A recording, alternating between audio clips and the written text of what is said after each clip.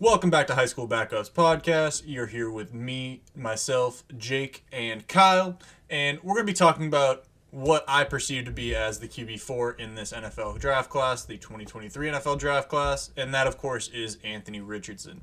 If you haven't already checked out our Who's the QB1 video between Bryce Young, CJ Stroud, and Will Levis, I genuinely implore you to go do so. Go watch that video. Tell us what you think. Today we're specifically focusing on Anthony Richardson. I want to take an in-depth look at Anthony Richardson, his game, how he compares to certain players who have come out in the last 20 or so years.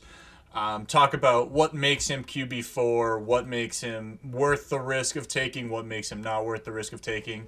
And I'm going to start with personal NFL comps. As you will see from the thumbnail of this video, there are two people that you could really compare Anthony Richardson to without being out of this world crazy. On the low end, Tim Tebow. Which is funny because obviously, you know, same school as Tim Tebow, wore the same number 15. Tim Tebow is the first quarterback ever to win two Heisman Trophy, or the first player to win a Heisman Trophy in his sophomore year. I don't think he was the first player to win two Heisman Trophies, excuse me. Or on the high end, Anthony Richardson is Cam Newton, which if you're looking at Cam Newton recently, that might leave a sour taste in your mouth. But for the first 8 years of Cam Newton's career, he was absolutely wonderful. He was a great NFL quarterback, won an MVP in 2015, was a great dual threat quarterback, led his team to a Super Bowl. And if you get that out of Anthony Richardson, you're probably very, very happy if you get a good solid 10 years out of Anthony Richardson. Again, he's 6'4", 232 pounds. You can talk about it, but the frame is there. What I found very, very concerning about Anthony Richardson's tape is the inconsistency. And I'm not just talking about game to game. I'm talking drive to drive and play to play inconsistency. I have it noted here in the Florida State game that genuinely we're looking at, where is it? It might be in the Texas A&M game. Either way, Texas A&M. It was a win over Texas A&M where we hit 17 of 28 for 201, 2 touchdowns. He also had 2 touchdowns on the ground, right? One play. Tries to fit the ball into windows that are simply not there. He throws a curl route with 8:20 left in the second quarter. Should have been picked. Quite literally, he just tries to force the ball into windows that aren't there. Very next play can make some ridiculous plays. See 8:15 in second quarter. Like, it's one of those things where from play to play, you don't know which Anthony Richardson you're going to get. You don't know if you're going to get the big play 45-yard touchdown Anthony Richardson or the bonehead, God, that should have been picked Anthony Richardson. And it's one of those things that infuriates me watching him because I have it noted here that his pocket presence is actually better than I thought. Like, he knows when his backside is being under pressure. He knows when that backside rusher is coming. He knows when to step up in the pocket. He knows when to leave the pocket. He knows when to get the ball out. But I don't know who he's throwing to on certain plays. Like, he'll throw a slant route that's 10 yards behind a wide receiver and is in the proximity of nobody. And it's like, what? Yeah, but here's the thing about that though. With what you're talking about as a big issue, that can be coached. You know that. Well, no, that's why you really like the upside of Anthony Richardson. Like, yes, you can coach against that, but especially if you get him in a good QB system, like in Miami or in New York, or either team in New York, essentially. Like, what you can easily find a quarterback coach that can fix his mistakes. yeah. And so, yeah, I mean that's obviously doable.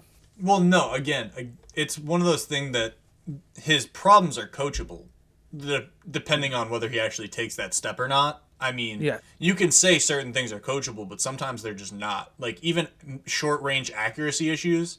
I saw somebody compare him to Christian Hackenberg. I don't think that's an accurate one. I think he's much more athletic than Christian Hackenberg ever was. But, Christian Hackenberg's, all his problems were coachable.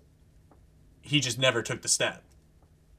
So that's the real risk. Like, Christian Hackenberg's problems were inconsistencies. The Jets took him in the second round, and he was out of the league in 3 years.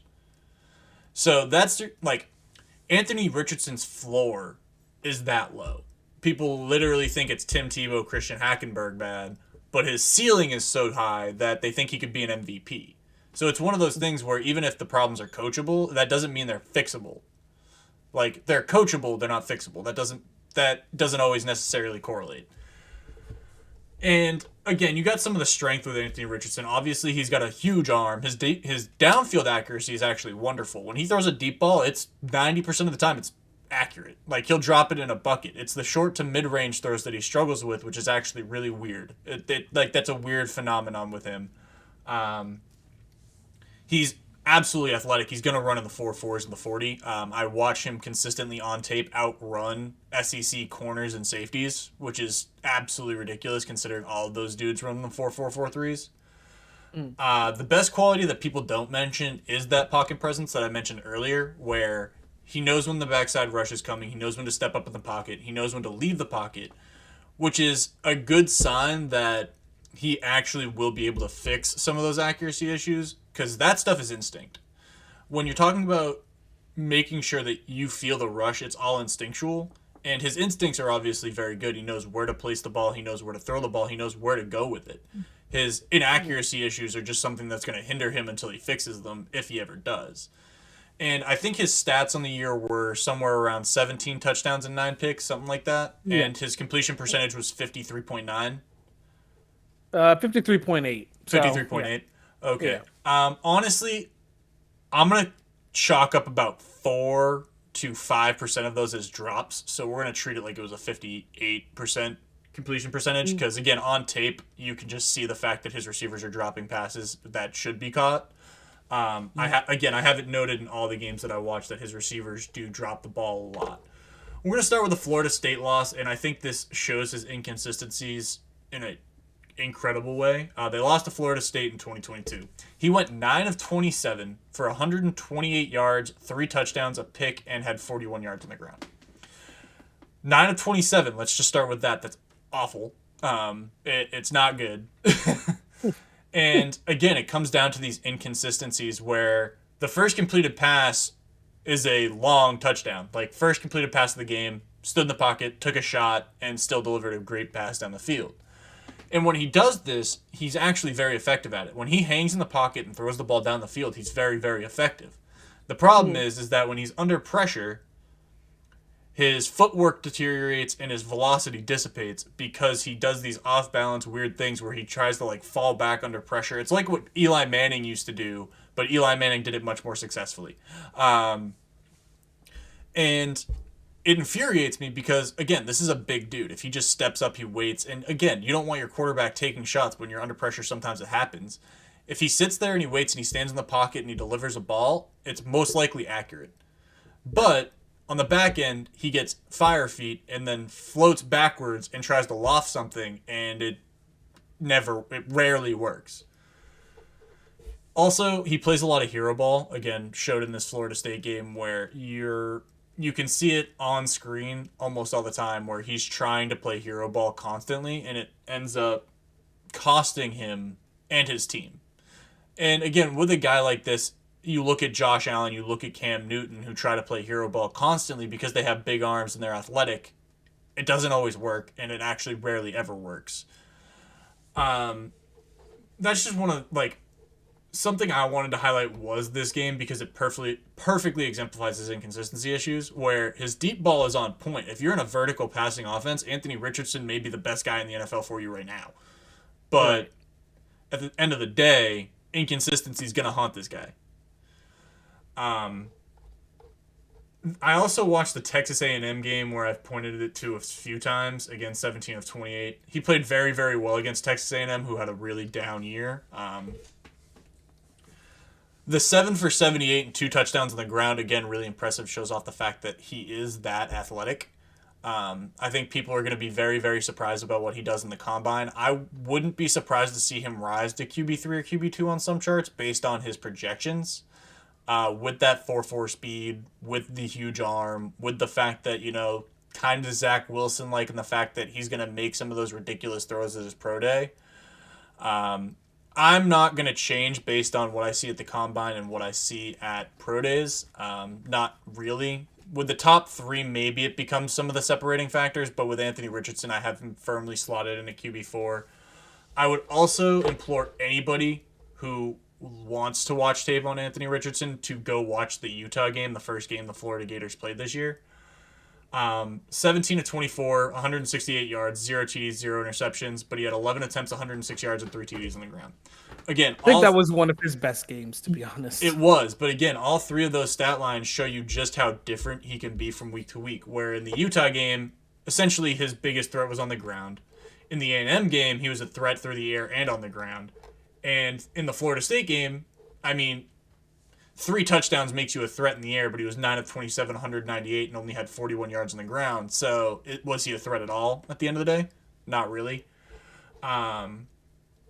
But when you're looking at that Utah game, the athleticism, if he's not hurt, he's probably the most athletic guy on the field. It doesn't matter. At 6'4", 230 something and running a 4.40, like, this is like Calvin Johnson playing quarterback.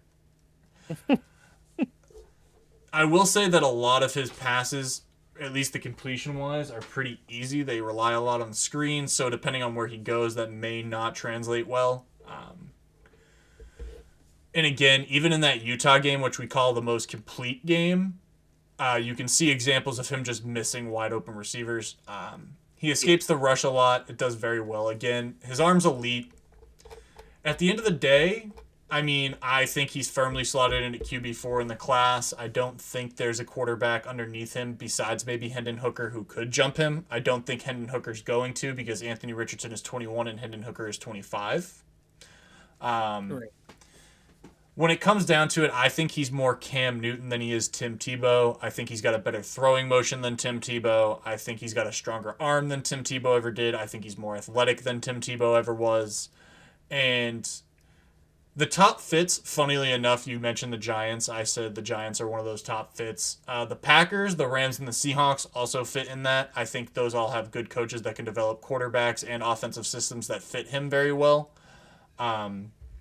We all know the Rams love their downfield throws to Cooper Kupp. They would need some added speed on that offense to really fit Anthony Richardson if they went that route. I don't think they will. They also don't have a first-round pick. I see Anthony Richardson going late first, early second. The Seahawks could take him, but if they stick with Geno, they won't. I think the Giants may be a thought process if he's there in the mid-20s would think about it. I think the Giants only do it if DJ if DJ is gone and they don't make a trade for another quarterback, yes. Yeah. That I think that's worst case scenario for the Giants, by the way. I know that we mentioned it. Worst case scenario is that they're resetting and having to take a guy like Anthony Richardson at 24. Yeah. Not saying Anthony Richardson is bad, but he is a project. He's going to need some help. And the Packers, I think, could just try to draft Aaron Rodgers' successor. I don't think they think Jordan Love is it. And honestly, Anthony Richardson in that system would be wonderful with Christian Watson and Romeo Doubs. But on that note, Kyle, any more thoughts on Anthony Richardson? No, not really. I mean, I do know that he's definitely a project quarterback. He's not gonna step in and be a starter day one. It's definitely someone that you have to make sure you have a quarterback who can coach Anthony Richardson as well, because he's not going to. You need someone who can teach him from his mistakes, because as you mentioned it, he doesn't make the best decision making under pressure. He doesn't throw the ball in the right direction at times. He tries to force plays. All of that you mentioned, and with that stepping up into the NFL, if you don't have the right person to coach you through that, whether it is a coach or another quarterback, you're not going to be successful. And Anthony Richardson definitely is that quarterback where if he has all the right pieces, he could excel. He could be easily one of the best quarterbacks we see for the next 10, 15 years. But without that, it's going to be another problem. I will say I really like this quarterback class. Last year's I wasn't very high on. Obviously, 2 years ago we had a quarterback class that I think has a really strong top three. Word is out on Trey Lance. Zach Wilson obviously sucked, which I thought he would. Go back and look at the notes. I had him at QB5. I thought he was going to be awful. I know. But again, I really like the top four, and I think I might really like Hendon Hooker. But Hendon Hooker at 25 years old kind of makes me not love him as much. I think there's a significant drop there because of how old he is. Guys like Max Duggan, which we may do a video on, honestly, I think he becomes a converted tight end. I don't think he plays quarterback at the next level. I love Max Duggan as a player and as a team guy. Like, that is a good guy to have in your locker room. I don't think he's a quarterback at the next level. We'll Is talk. Stetson Bennett declaring for the draft yet? Yes, but again, he is the David? same age as Lamar Jackson and Hendon Hooker at 25. Yeah. The guys that I know for sure are in the class are Hendon Hooker, Jake Hayner, Tanner McKee, Jaden Daniels, Jaron Hall, Max Duggan, Stetson Bennett, Dorian Thompson Robinson, Tyson Baggin. I don't know where he's from, and Aiden O'Connell. I have to check on the declaration status of Tanner Morgan from Minnesota. I don't know if he's in the class or not. But the rest of them, there's about 10 guys left, not including Tanner Morgan, and I will be looking at all of them. We may produce videos on those guys just to see where they compare with other guys in the class or where their top fits are or where they should go. But on that note, that is it for Anthony Richardson, a guy that you can expect to be having the ceiling of Cam Newton, but the floor of being out of the league in 2 years. At the end of the day, Anthony Richardson is worth that risk, though, because his mechanics mostly are sound, especially on the deep ball, so you know that he can figure it out. He's crazy athletic, so worst comes to worst, he becomes Terrell Pryor and moves to wide receiver. But that'll be the end of that episode. Guys, again, if you like the video, make sure to like and subscribe. Follow the socials, High School Backups at Facebook, Twitter, and Instagram. And on that note, peace.